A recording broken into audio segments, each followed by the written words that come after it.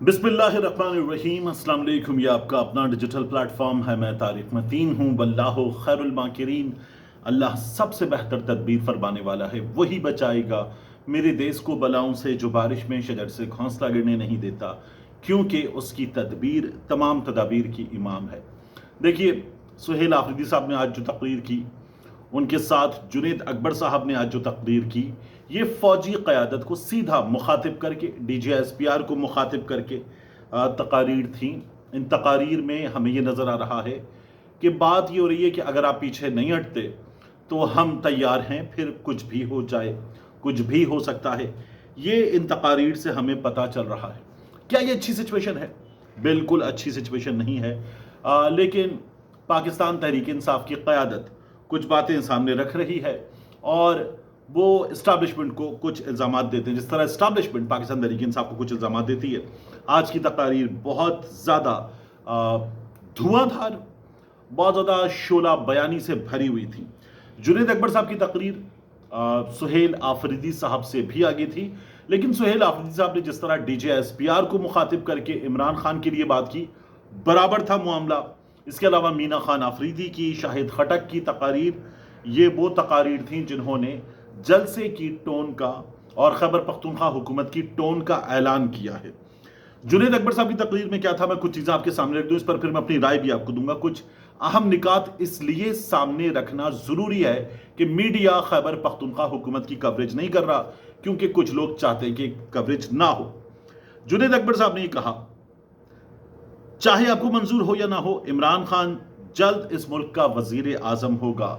सूबाई सदर खैबर पख्तूनख्वा पाकिस्तान तहरीक इंसाफ, वो ये कहते हैं, याद करो हंगू में आपसे कहा था और वहां सुहेल मेरे साथ था, मैंने तुम्हें समझाया था कि हमें डरा सकते हो। यानी उन्होंने कहा कि हमारी एज बड़ी है, हमें डरा सकते हो, हम बच्चों के लिए, फैमिली के लिए, कारोबार के लिए हमारे स्टेक्स हो सकते हैं, हमारी एज के लोगों के, हम डर सकते।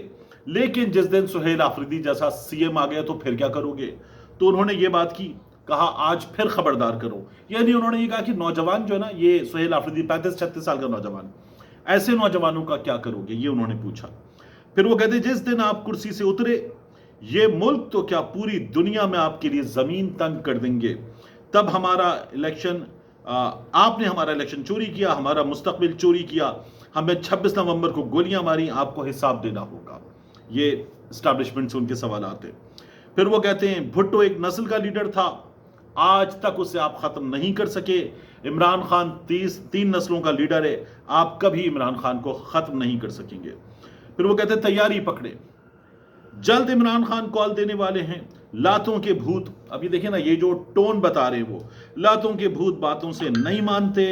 खैबर पख्तूनख्वा, और उसके बाद वो कहते हैं कि पूरे मुल्क में हम एक साथ इमरान खान जगह और वक्त की निशानदेही करेंगे और फिर हमें निकलना है। उसके बाद वो कहते हैं कि हमें कहा गया कि हम दहशतगर्दों के सपोर्टर हैं।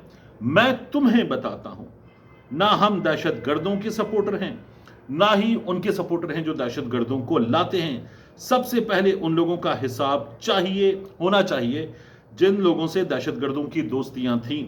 ये जुनेद अकबर साहब की तकरीर थी।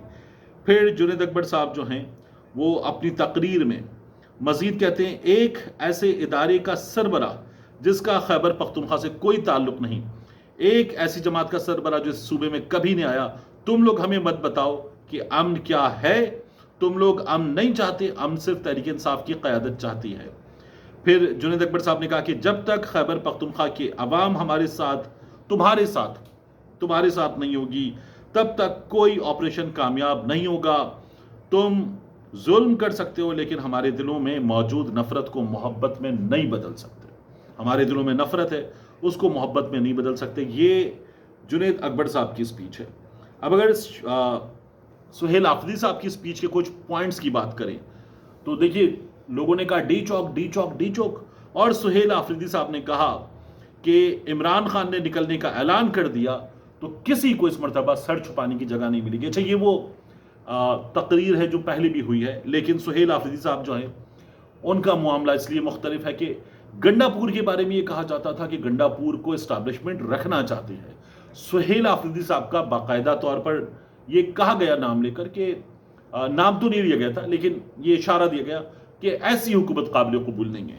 پھر سہیل آفریدی صاحب جو ہیں انہوں نے کہا کہ کوئی کمشنر ڈی سی یا ڈی پی او بادشاہ نہیں بنے گا، یاد رکھنا تم عوام کے نوکر ہو۔ ضلعی انتظامیہ کو ہدایات دے دی ہیں، اگر کوئی کرپشن کرے گا تو اسی دن گھر جائے گا، یہ عمران خان کی ہدایات ہیں۔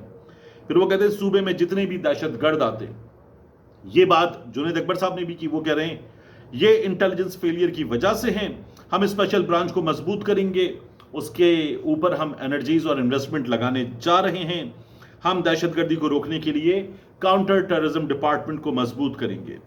پھر انہوں نے کہا میرا پہلا مقصد عمران خان کی سوچ کے مطابق خیبر پختونخوا میں امن لانا ہے، اس کے لیے ہم پولیس کو مضبوط ترین بنائیں گے، پولیس کے لیے جدید ترین اسلحہ ہم خرید رہے ہیں، اور ہم نے پولیس کے لیے 70 بلٹ پروف گاڑیاں خریدنے کی پلاننگ کر لی ہے، ان میں سے 40 آ گئی ہیں، 30 جو ہیں وہ پیمنٹ کر چکے، وہ لوگ آنے نہیں دے رہے۔ انہوں نے کہا وہ لوگ آنے نہیں دے رہے۔ پھر اس کے بعد وہ کہتے ہیں جب تک خیبر پختونخوا کی عوام ہمارے ساتھ ہیں، ہم عمران خان کی رہائی کے لیے کام کریں گے، اپنی حکومت چلائیں گے، ڈیلیور کرنے کے لیے نیت، کوشش، پالیسی، کرپشن کے لیے زیرو ٹالرنس اور جامع پلان چاہیے۔ اگر یہ چیزیں ہیں تو ایک بچہ بھی ڈیلیور کر سکتا ہے، میں تو پھر 36 سال کا ہوں۔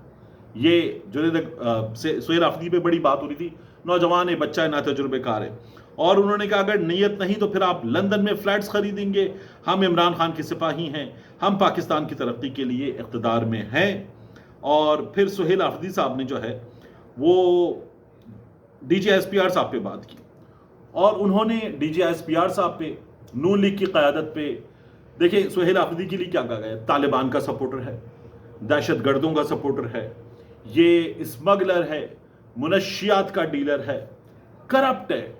یعنی سہیل آفریدی کا جس منصوبے سے لینا دینا نہیں تھا، اس منصوبے میں سہیل آفریدی سے ان لوگوں نے، ہمارے ہاں کچھ مخصوص صحافیوں نے کروا دی کوئی 13 ارب روپے کی کرپشن، 13 ارب روپے کی، 20 ارب کے منصوبے میں 7 ارب لگے، 13 ارب کی کرپشن ہو گئی، یہ کروا دی گئی۔ تو سہیل آفریدی نے ایسے لوگوں کو جنہوں نے یہ الزامات لگائے، دہشت گردوں کا ساتھی، طالبان کا ساتھی، کرپٹ، اور اس کے علاوہ اسمگلر وغیرہ، انہوں نے کہا مجھ پہ بڑے گھٹیا الزام لگائے گئے ہیں، اور انہوں نے تو کہا یہ غیرت کی بات بھی نہیں جس طرح کے الزامات لگائے گئے۔ پھر D G S P R کی انہوں نے بات کی کہ پشاور آتا ہے، پریس کانفرنس کرتا ہے اور ایسے بات کرتا ہے، نہیں قبول، وہ بھی کہتا ہے قبول نہیں ہے۔ تو انہوں نے کہا پھر اگر آپ ایسے بات کریں گے، تو انہوں نے جوابات دیے۔ سہیل آفریدی صاحب، جنید اکبر صاحب، اس کے علاوہ دیگر نوجوان ترین قیادت پاکستان تحریک انصاف کی، یہ جو بات کر رہے ہیں، اس سے نظر کیا آ رہا ہے کہ یہ اسٹیبلشمنٹ کی ہدایات ماننے کو، اور ان کا اس وقت جس طرح سے سسٹم اور سیٹ اپ چل رہا ہے اس کو ماننے کو تیار نہیں ہے۔ تو اس کا نتیجہ کیا ہوگا؟ اس کا نتیجہ کہتے ہیں نا کہ پھر ٹکراؤ ہوگا۔ یعنی اس وقت ایک سین پھنس گئے نا، اور سین پھنسنے میں کیا ہوا ہے، سہیل آفریدی صاحب کیا کہہ رہے ہیں کہ مجھے عمران خان سے ملنا ہے۔ ہاں، یہ بھی انہوں نے شہباز شریف کے لیے کہا کہ شہباز شریف نے کہا پوچھ کے بتاتا ہوں، مجھے فون آیا، مبارکباد دی، میں نے کہا ٹھیک ہے آپ وزیر اعظم ہیں، جیسے بھی بن گئے وزیر اعظم تو ہیں۔ اچھا، یہ پبلک کنزمپشن کے لیے تھی نا، بھلے یہ جملے کہ آپ جیسے بھی وزیر اعظم ہیں، فارم 47 کے وزیر اعظم ہیں، یہ آن کال نہ کہا ہو تو عوام کو تو بتائیں گے۔ وہ کہتے ہیں تو وزیر اعظم، تو مجھے ملنا ہے، اس کے لیے تعاون کیجیے۔ تو شہباز شریف نے کہا پوچھ کے بتاتا ہوں۔ پھر انہوں نے کہا کہ آپ اجلاس میں آ جائیں، تو پھر سہیل آفریدی نے کہا کہ میں بھی پوچھ کے بتاتا ہوں۔ آپ پتہ نہیں کس سے پوچھ کے بتائیں گے، میں اپنے لیڈر عمران خان سے پوچھ کے بتاتا ہوں۔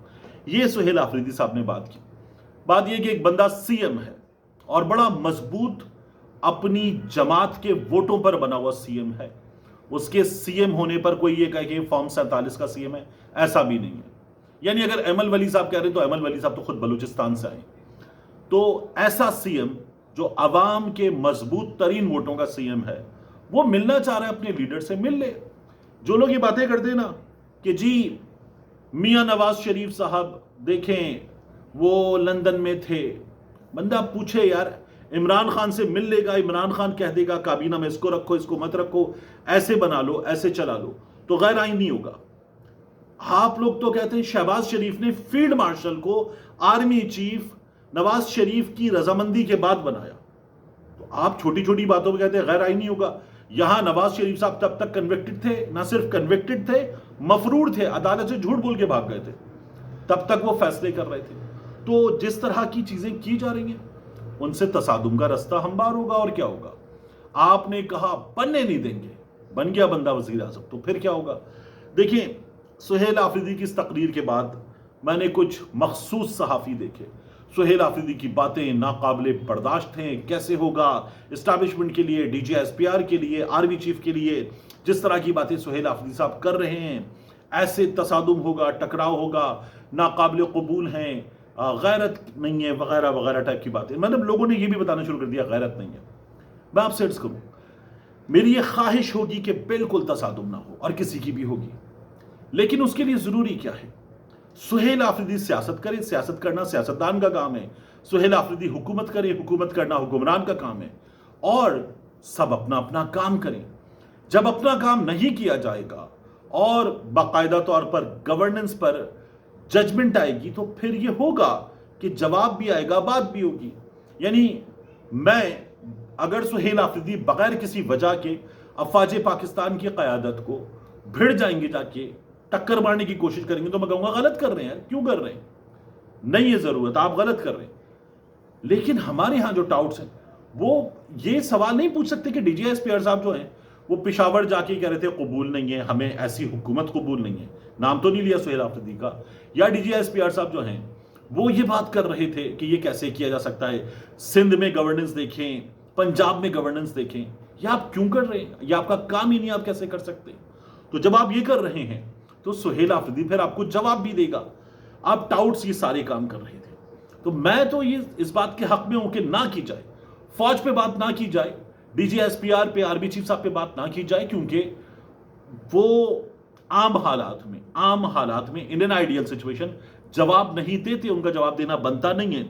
जब नहीं दे सकते जवाब, तो फिर उन पे बात क्यों की जाए? लेकिन यहां जिस जगह हम बात कर रहे हैं, यहां मामला मुख्तलिफ है। ये आप देखिए कि इमरान खान की जमात के साथ क्या हुआ है गुज़श्ता कुछ अरसे में। मियां नवाज शरीफ साहब लंदन जाते, लंदन जाके बाजवा साहब को, फैज हमीद साहब को, उनको ललकारते, कुछ नहीं होता। मरियम के हवाले से जुमला कहते, मरियम नवाज शरीफ को स्मैश करने की धमकी दी गई है। इमरान खान जिम्मेदार, बाजवा जिम्मेदार, फैज हमीद जिम्मेदार, जनरल इरफान मलिक जिम्मेदार, ये मियां नवाज शरीफ साहब करते हैं। और उसके बाद जब इस्टेब्लिशमेंट से डील हो जाती है, इख्तिदार लेके मियां साहब चुप, खामोश। तो क्या DGSPR साहब ने कभी मियां नवाज शरीफ साहब पे बात की? यानी जनरल बाबर थे तब बात की कि मियां साहब ये आप कैसे कर सकते हैं? नहीं की गई। फौज के इदारे की तरफ से मियां नवाज शरीफ साहब की मुखालिफत नहीं की गई।